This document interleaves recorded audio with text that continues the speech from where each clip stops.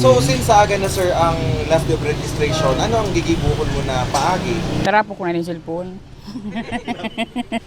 Inaginasanakan sa paterong si Joseph sa intremis ang pagkauyam sa SIM card registration. Nagkapirang beses niya na kaya da inipigpurbaran, alagad pirmi siyang nagpapalyar. Sa ibong kaini sa aga niya na daasa na ditisidiran ang pagpaparehistro kan sa iyang 10 taon ng gamit na SIM card. Kampante kaya siya huli tayaon man sanan sa iyang pwesto sa luwas kan opisina kan Department of Information and Communication Technology o DICT Bicol. Kaya mapatabang na sanada siya. Yeah, sir, pero may valid paano sir pag nagano ako? Nag-arupketo niya ako. 2 beses. Sigun kay Engineer Carmela Valencia, officer in charge kan DICT Bicol, nasasabotan ninda ang sentimento kan publiko kaya maski sarong aldaw na sana natatada, padagos man giraray da sinda nag-iisip din mga medyos nga ni madugangan pa ang bilang kan mga nagpaparehistro.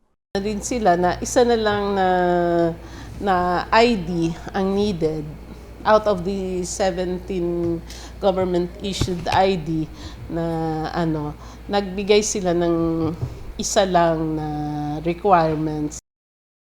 Sa ibong kainibukas man da giraray sa indang opisina sa posibilidad na magkaigwa pa nin extension ang SIM card registration. Katunayan na sa pagkikipagdialogo pa daan sa indang opisina sentral sa mga nanunungdan sa gobyerno nasyonal sa paglaom na matawan pa nin extension ang SIM card registration.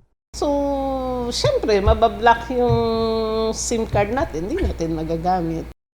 Mientras tanto, sa pinakahuring datos ng NTC Bicol, lampas 15,000 lang subscribers ang nakapagparehistro sa 35 on-site SIM card registration na ipigtaltag kang NTC sa anom na probinsya kan Bicol, na pinuunan pa kan bulan ng Enero, sundoon niya na bulan.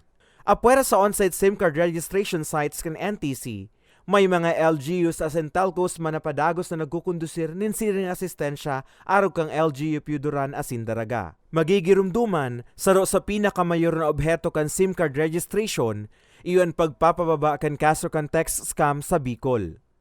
Para sa mga baretang Tatak Bicol, Carmelo Balya.